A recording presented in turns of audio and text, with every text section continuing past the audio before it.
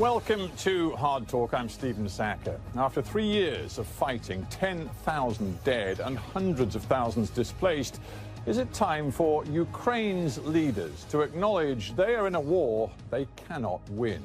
Geopolitics, economics and public sentiment don't seem to be working in Kiev's favor. My guest was Ukraine's Prime Minister until a year ago. Arseni Yacenyuk described his own premiership as a kamikaze mission. So how does his nation avoid self-destruction?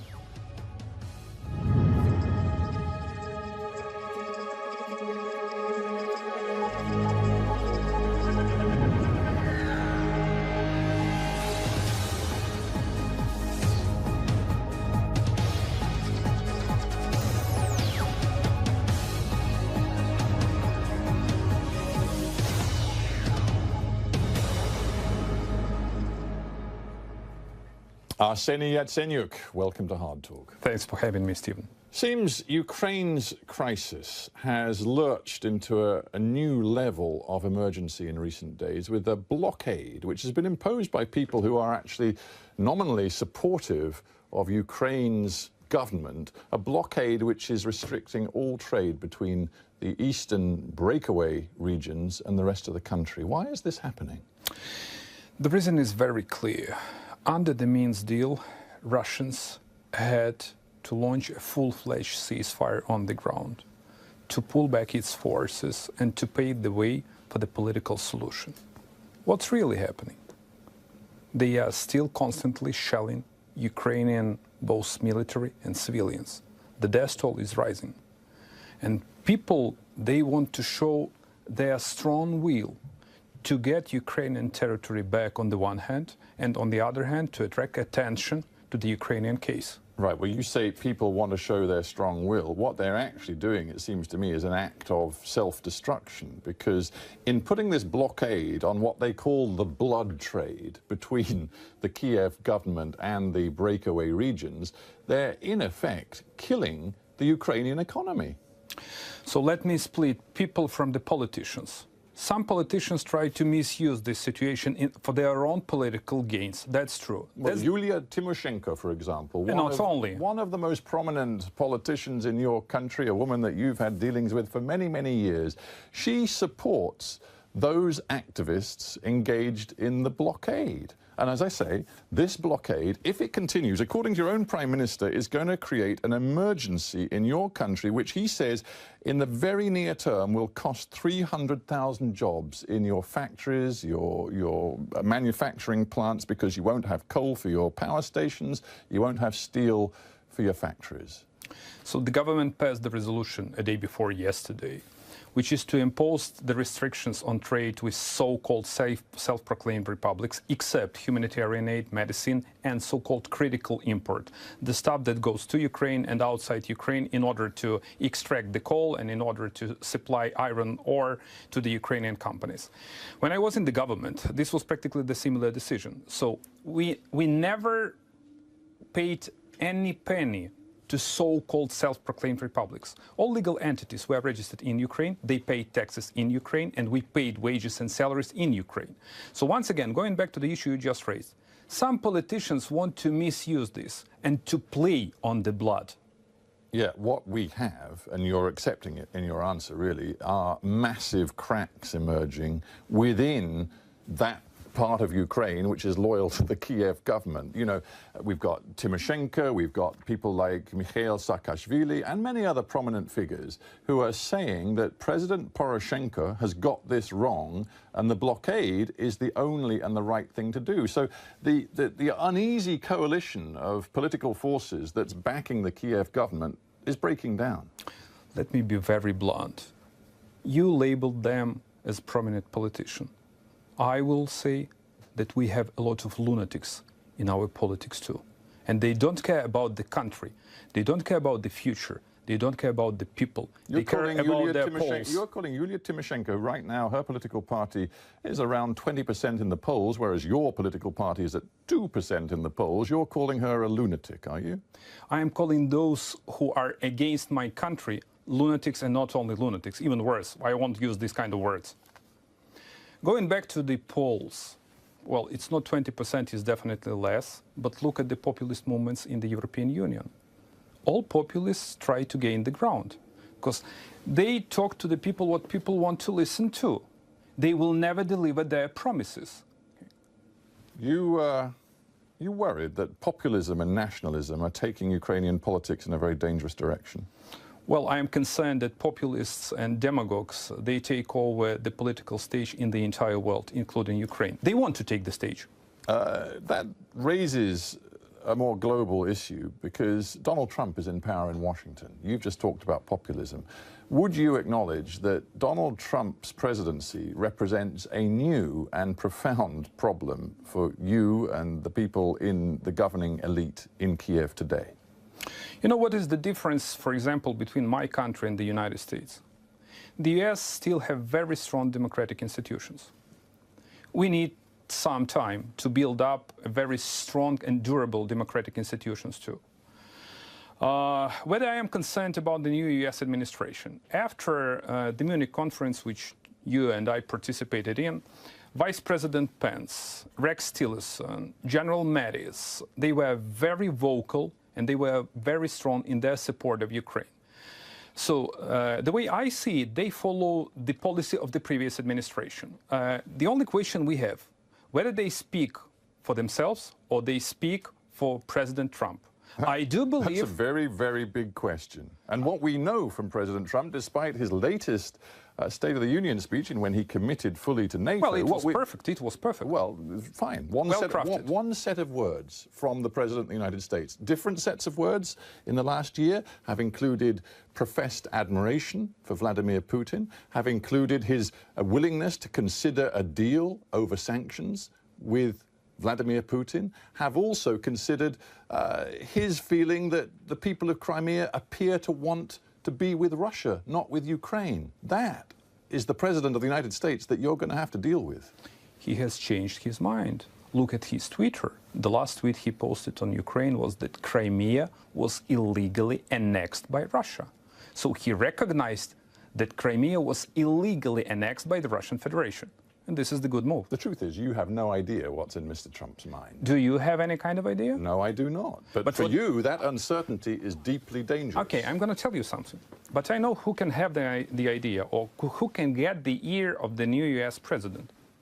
This is your prime minister. She delivered a perfect speech in Philadelphia at GOP retreat. She did really great at their joint press conference with the United States president. And after this, the US president confirmed his commitment to NATO and to the free world. The thing is, you have to believe the glass is half full, even if it looks to most people like it's rapidly becoming more than half empty. You said recently, and this was a message that you delivered direct to the United States, Europe and Western powers, you aren't allowed to lift sanctions, you said, against Russia until Russia fully implements the Minsk II, that is the peace agreement for the future of Ukraine, and until Ukraine has taken over control of Luhansk, Donetsk and Crimea. Full stop, period. Well, you may say to the West, you're not allowed to lift sanctions, but frankly, it's not in your gift, is it? Look what's happening.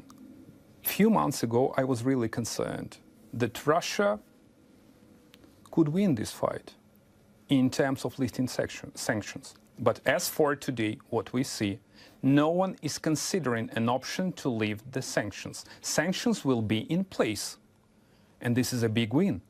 Well, the thing is, you in Ukraine appear to indulge in wishful thinking time and again. In the last few days, we've had President Poroshenko saying in public, it's time for our people to consider NATO membership. He says he wants to put it to a popular referendum. I don't know if you've been talking to members of NATO recently, but I certainly have. I spoke to the Secretary General of NATO very recently. The possibility, the prospect of Ukraine being invited into membership right now is simply fantasy. And surely you know it. Let me go back to the history. Do you remember Bucharest meeting of NATO, Bucharest summit in 2008? Ukraine was promised to sign a membership action plan. So in the end, a number of NATO member countries refused to support this idea. What happened afterwards? Russia invaded Georgia. Then Russia illegally annexed Crimea and sent in troops to Donetsk and Lugansk. We paid a huge political price for this kind of decision. Going back to our perspectives for NATO membership perspectives, we are very pragmatic and realistic. And I do understand that we cannot get it in a short term, but in the long term, in case if we modernize our military, if we pass reforms that are needed for the Ukrainian military, and we are on track with this, with the support of Brits, Canadians and Americans, if we approximate Ukrainian military up to NATO standards, it's in your interests to have Ukraine as a NATO member. We are defending your borders. Well, I come back to the phrase wishful thinking. Vladimir Putin, in effect, has a veto on Ukraine's membership of NATO. Who is Vladimir Putin not? in terms of NATO and Ukrainian sovereignty? So you believe that Putin is stronger than the leaders of the free world? In this case, I believe in realism and pragmatism. You say in Ukraine, you say that Putin has thousands of Russian troops on Ukrainian soil. That's what you say. You say that Russia is pulling the strings behind the so-called secessionist self-governing regions in the east of your country. That's what you say. And do you then really think that NATO is going to embrace into membership a country which is riven by that dispute and where Moscow, according to you, has troops on its soil? I say that Ukrainian military is the only military that deterred Russian troops, and this is the fact. I say that Ukrainian military is quite strong, and I say that Ukrainian people managed to survive. And we still have the country, and we still have the nation, and I don't care what President Putin wants. Well, you may not care what President Putin wants, but the fact is, if you look at this conflict from the outside, the man who has the clear strategy, the man who appears to have the leverage and hold the cards right now, is Vladimir Putin. If you say like this, I would say I am very not just concerned. It sounds desperate. It sounds that the free world is distracted. It sounds that you don't have the policy towards your countries, not Ukraine. Well, look at what you call the free world. Look at the European Union. They have so many other concerns, frankly, from Brexit, which you personally have described as scary. That was a word you used recently. There's also the question about the future of the Eurozone. The United States has a new president, and we've discussed the impact that he's already had on geopolitics. There are so many reasons to believe that the West strategy is not clear, is not coherent, is not sustained in the way that Russia's strategy right now appears to be. This is the challenge for the West. In case if this is the challenge, this is an opportunity. No doubt that we are living in another world. So let's shape this world. Let's make the new policy, the stronger one, which is to defend liberties and democracy, which is to defend every single nation and our countries, which is to defend our values. So let's be specific. We've talked a lot about East Ukraine. Let's just get into the detail a little bit. I have seen it claimed from sources in Kiev that you believe there are currently thousands of Russian troops on your soil. Yes or no? Absolutely. You also seem to believe that arms are flowing across the border from Russia into those secessionist areas, and that the secessionists, in essence, have created an army based on Russian know-how and Russian material. No doubt. Not secessions, not Russian proxies, but Russian military already deployed in Crimea, in Donetsk and Lugansk. Because, you know, all these guerrillas, they are not capable to build anything. So why what they are capable why do you is to get the support from Russia. Why do you continue to talk about the Minsk II agreement? It's a couple of years old. If this is what is happening today, clearly the Minsk II agreement isn't worth the paper it's written on. So why do you continue to insist, yes, the Minsk II agreement has to be the root and the source of a settlement in our country? Let me be very frank. Minsk did a lot. Practically, initially, the Minsk deal was the ceasefire deal. And I pay tribute to the Chancellor and to the French President in brokering the deal. So we acted in a good faith, we as the state of Ukraine. We were whiter than white in implementing the Minsk deal. We passed very difficult decisions in the House, in the House the first reading of the Ukrainian Constitution, an amnesty bill, a bill on special status, and the rest of the stuff.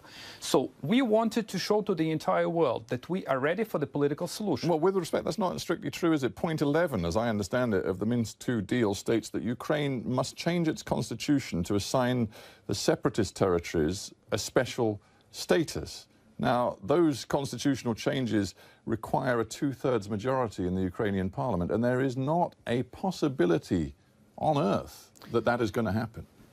There is no any kind of precondition for this. Because look, even there is no ceasefire on the ground. Look at the data. Every single day they kill Ukrainians. Every single day coffins with the dead and Ukrainian soldiers. And according to the OSCE, every single day your side commits violations too. Only in case if they start the shelling. Well, that's precisely what the separatists say about you. Here we have a classic conflict. All I'm saying is that in this conversation, we've established that right now there is no peace on the ground. The Minsk II agreement isn't worth the paper it's written on. You have profound problems with the coherence, frankly, of your Western supporters and allies. Is it not? We don't. We don't. It seems to me that everyone on the same page. Really? Yep. Well, let's not rehearse that argument again, but we've discussed the impact of Donald Trump. We've discussed what's going on in Europe. But let's now get to a point that seems to me very important. In Ukraine, there are significant players who are now saying it is time to compromise. Viktor Pinchuk, one of your leading businessmen in Ukraine, a man who is very close to the Ukrainian political leadership. He wrote an article in the Wall Street Journal just the other week which said, look, it's time to compromise and we cannot afford to let the issue of Crimea get in the way of a settlement, a deal which would save thousands of Ukrainian lives. We are on the different side of the aisle. We cannot have any kind of compromise over territorial integrity and sovereignty of my country. The only solution which is on the table is that Russia is to get out of Ukraine. It was Russia who started the war, who waged the war against an independent country, who tries to redraw the lines after the Second World War, and who posed the threat to Ukraine, to you, to NATO, and to everyone who stands by the values of democracy and freedom. So you, to use the language of Viktor Pinchuk, are prepared to sacrifice thousands of lives, are you? For this principle, you say, the principle of not acceding to any Russian demand, not considering any painful compromise. We are prepared to fight like hell for our country, and we are prepared to implement the Minsk deal the way it is written. And you're prepared to look in the eye every father and mother of a Ukrainian soldier who's gunned down in this war that will continue as long as you say there will be no compromise. They are heroes who are defending their land and our nation. How will this end then? Are you telling me that the only end is in a complete military victory for the Ukrainian side? Because frankly, on the ground, nobody believes that's possible. Once again, I have to mention that there is a political solution. There is, and it's written in the Minsk deal. So tell me the reason why Putin doesn't want to execute it. And the reason is very simple. He wants to have a new geopolitical structure of the world.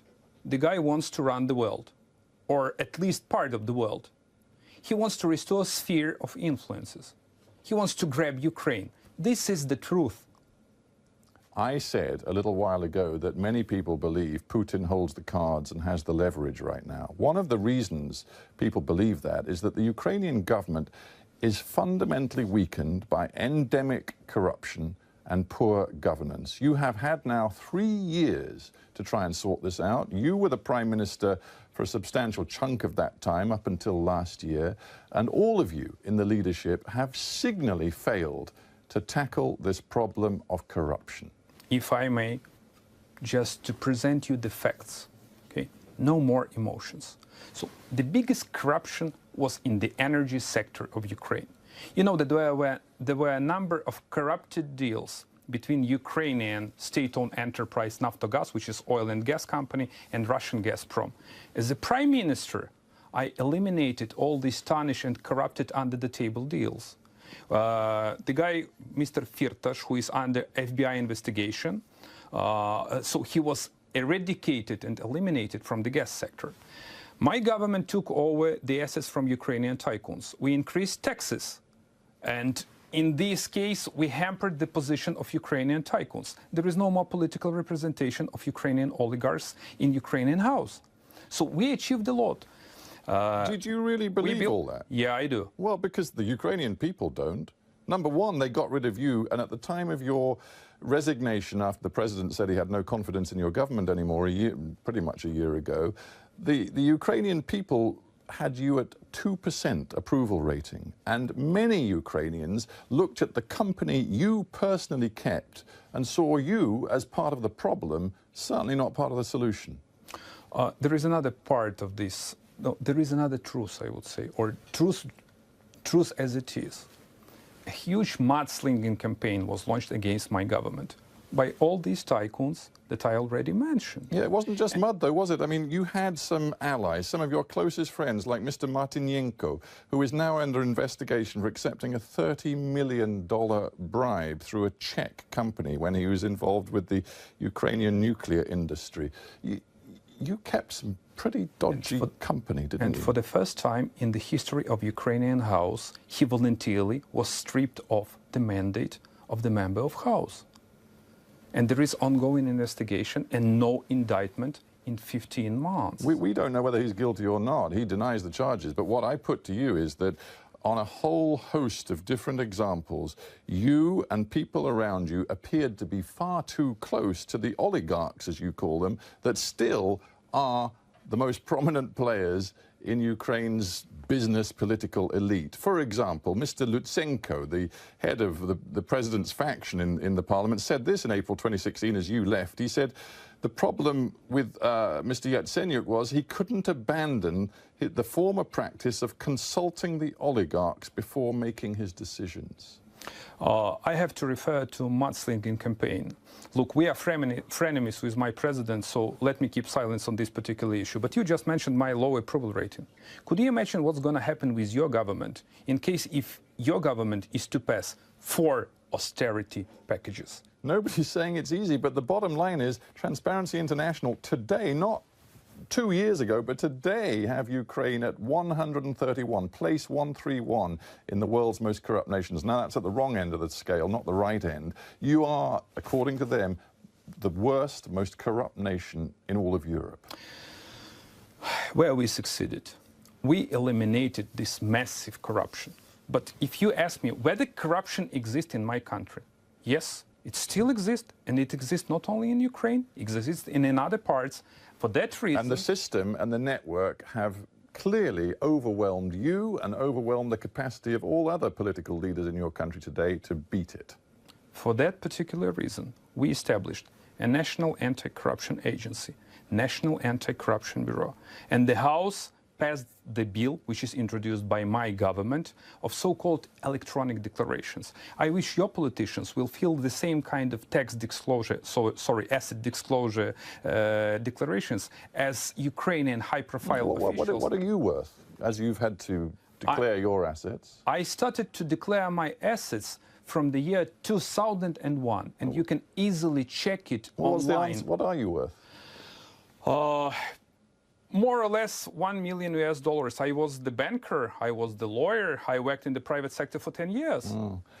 Just a final thought. Boris Johnson, the Foreign Secretary here in the UK, where you're visiting at the moment, he's talked about what worries him, a concept that he calls Ukraine fatigue. He thinks there are people in Europe who are kind of bored and tired with talking about Ukraine and its crisis. Maybe the same in the United States of America. That is going to be a big problem for you, isn't it? Well, that's normal.